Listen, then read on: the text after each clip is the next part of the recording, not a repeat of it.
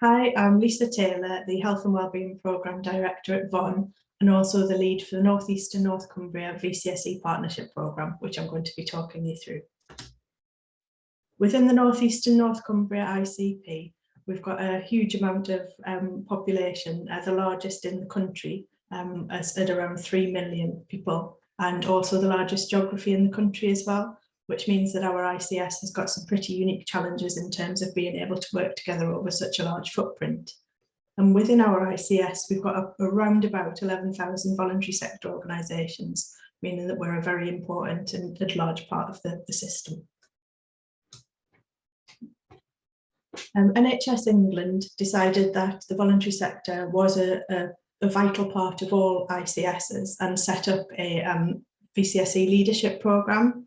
So they wanted each ICS area to develop 4 different programme aims, an inclusive VCSE leadership group or alliance. They needed to demonstrate the value of working in partnership with the voluntary sector to any local authority and health colleagues.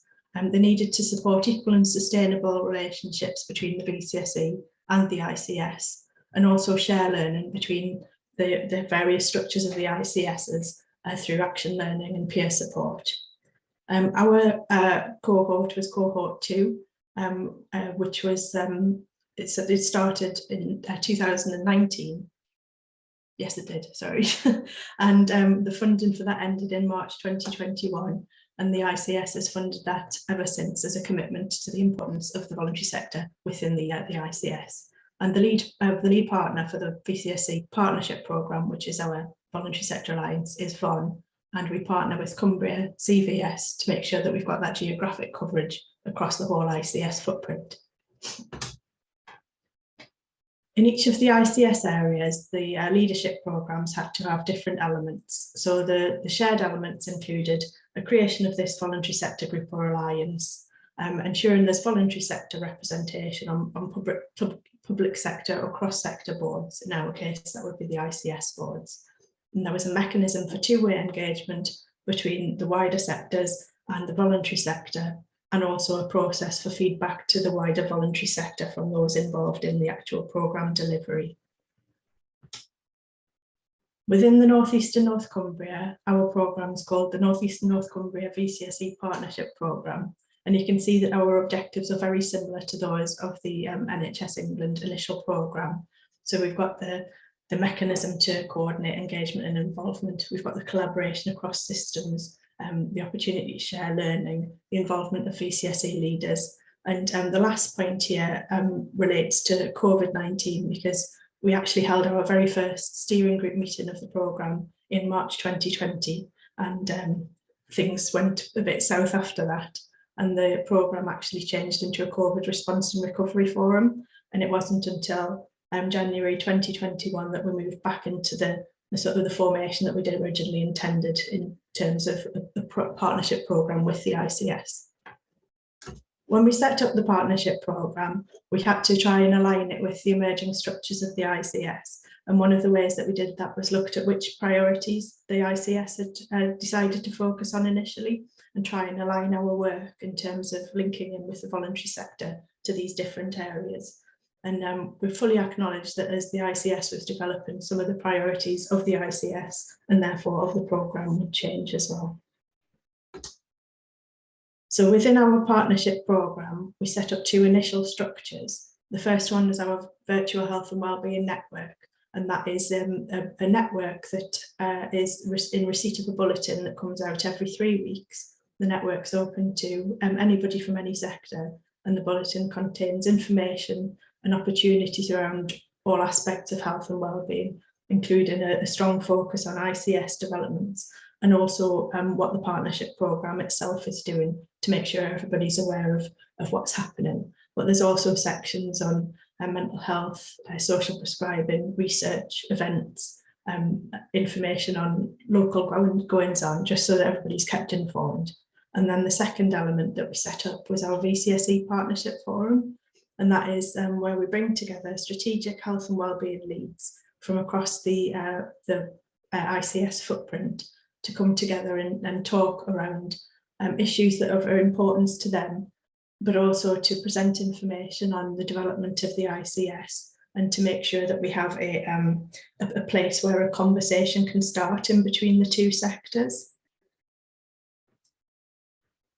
So this is our partnership programme structure, and you can see here on the left-hand side, these are the NHS and ICS structures that we're trying to align with, and on the right-hand side in the lilac are the structures of the programme that we tried to set up. So at the bottom on the right is the Health and Wellbeing Network, which I've already talked about, and then 2 above that is the Partnership Forum, which I've already previously mentioned.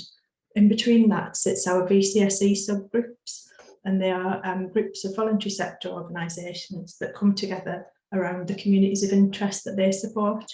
So we've got, currently we have a variety of different subgroups, including mental health, learning disabilities and autism, multiple and complex needs. And we try and align those subgroups with the relevant clinical network or priority work stream within the ICS. And the subgroup elects their own representative to go and sit at the strategic level within the relevant priority work stream or network of the ICS. And they can be a conduit for information, so they can feed information from the subgroup into the strategic ICS or NHS meeting and back out again. So we've got that really broad participatory range of information sharing and presence. The subgroups also, some of the subgroups don't have links into the ICS, and we're working with the various leads to make sure that we do have places for information to go. But one of the places that information does go at the moment is, if you look up 2 levels there, to our executive group. So this is a group that is formed of all of the representatives from the different subgroups and also other communities of interest. So networks that are already in existence, for example, Cancer and the Cancer Network, or CLINCS, the Criminal Justice Network. They have representatives that sit on our executive group as well. And it also includes geographic representation. So in each of the area ICPs, which is the 4 chunks of our ICS, where it's been divided up geographically, each area ICP nominated 2 of its local infrastructure organisations or organisations that provide health infrastructure support to represent on our executive group in a geographic sense. So we've got a really broad range of geographic and community of interest representation on this group. And the group is where we would elect membership for the 2 boards at the top of the ICS. So we've got the Integrated Care Board, which has responsibility for budgetary and overall NHS function. And then we have the Integrated Care Partnership, which is responsible for directing strategy for the ICS.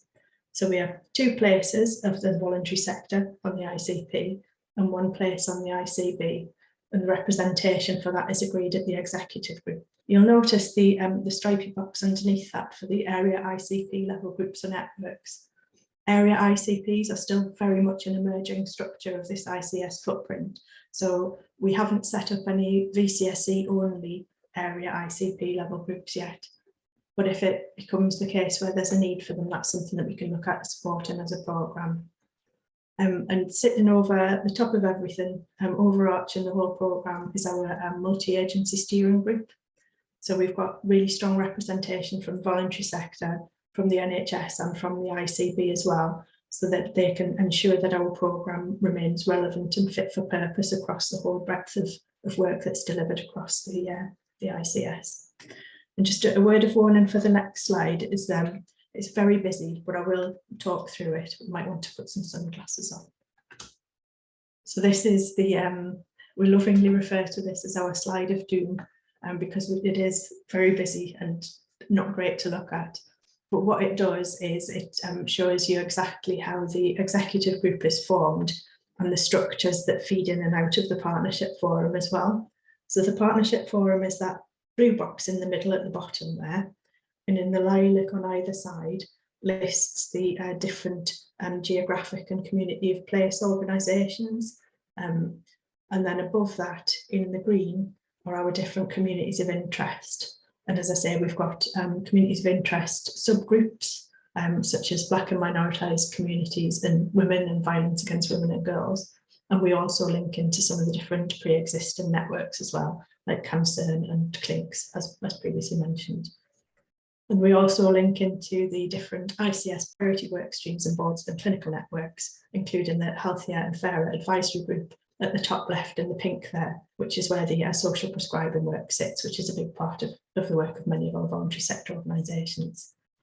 And just to say that if anybody has any queries about anything at all in terms of the partnership programme, my email address is on there. I'm going to be off work until the 1st of June, but I'm happy to take any queries after that.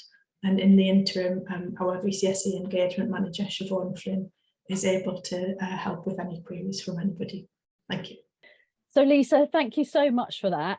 Just do a couple of follow-up questions with you, if that's okay. I know you'd take questions if you were in the room, so let's run through a couple for us, and hopefully that'll be suitable and valuable to colleagues in the room. So you said that we're the largest ICS integrated care system in the country. What challenges do you think that brings with it for us? I think that it's a question of not only looking at the challenges that it brings, but also the opportunities as well. But there really are substantial challenges. Just the variety of communities and landscapes across the geography, the huge amount of organisations, local authorities, the old CCGs. In respect to the voluntary sector, we've got, if you include local infrastructure organisations and organisations that provide health infrastructure support, we've got 17 of those within our ICS alone, and they all have their own relationships in their local areas. Some have different specialisms, some are engaged in the work, some are prioritising other things at the moment. So it's just very, very difficult to bring everybody together and to make sure that everybody's aware of the information and has access to the opportunities to get involved as and when they want to. Yeah, brilliant, thanks. It's about finding that balance, isn't it, between how we don't disrupt what happens in place, but actually get the opportunity of working in a bigger system. Definitely, yes. Yeah. Okay. And you talked about subgroups that are operating, those themed subgroups, which are really important within the structure. I know it's governance, but it's important. This is where the informing and influencing happens. What are those subgroups? So we've got a variety of different subgroups on the on this. They are listed on the slide of doom of what they are, if either subgroups or pre-existing networks.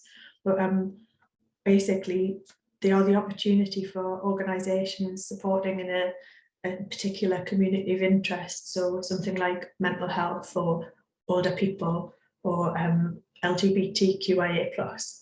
All of the organisations across the geographic footprint of the ICS can come together in one space that we host and talk about what's going on for them, what's important, what are they struggling with, and through that coming together, the collective voice is strengthened and it can feed up throughout our programme processes.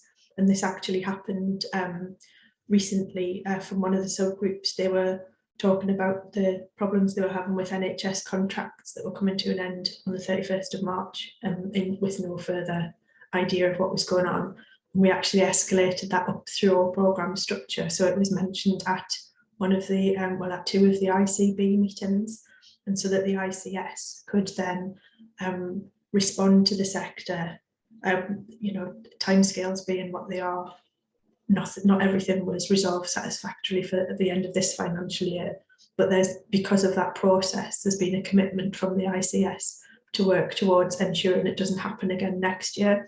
So it's strengthened our voice, raised a priority, and something's being put in place to fix that. I think that sort of demonstrates the worth of people coming together and being as one. Yeah, absolutely. And I know that there are colleagues in the room who have participated in some of those groups and taken up some of the opportunities. But I think what we're saying is it's a really valuable contribution, but also making sure that there's us looking at the feedback collectively and through the Better Together forum, because we can then feed in from this forum through and into some of those structures where we sit as a local infrastructure organisation. Absolutely, Kate. Well, you're a member of the executive group as well, so that is the the place that decides not only board representation but also the collective message from the sector, and helps to inform all of the work that the partnership programme do. So it's really valuable that you can host these forums to gather local intelligence, because the ICS has been very vocal in saying that it wants to be informed by a sort of a community-led approach rather than a top-down approach. And these are the forums where people can come together and talk as a community and raise those issues up through the different systems to make sure that strategic direction is informed by what's happening at community in place. Yeah, no, that's brilliant. Thank you, Lisa. And I know we say this often in County Durham, we're quite lucky in our partnerships, and outside of County Durham, I think people are envious of the partnership work that we do in County Durham. So when we're in it, we don't always see that, but it's nice to know that our approach is really what the whole region and the whole system is looking for.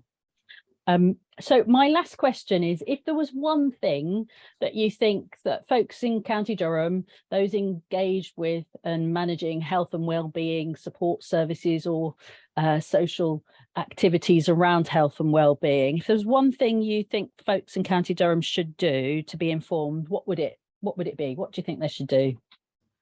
I would say the easiest way to the easiest and best thing to do would be to join the Health and Wellbeing Network, because then you would receive the bulletin, so you could access it at whatever time you wanted, and you can move through the bulletin. You can join different parts of the programme and move up and down through the different levels of the programme as and when it's convenient for you. So we don't have any rigidity around whether people are members of everything or nothing.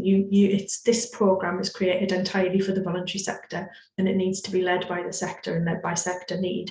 So whatever level you need to be at in relation to what's going on in your organisation, in your community at the moment, that is the level that we would welcome you at, and you can access all of that through the bulletin. But the bulletin's probably the baseline, because you can just tap into developments at your convenience through that.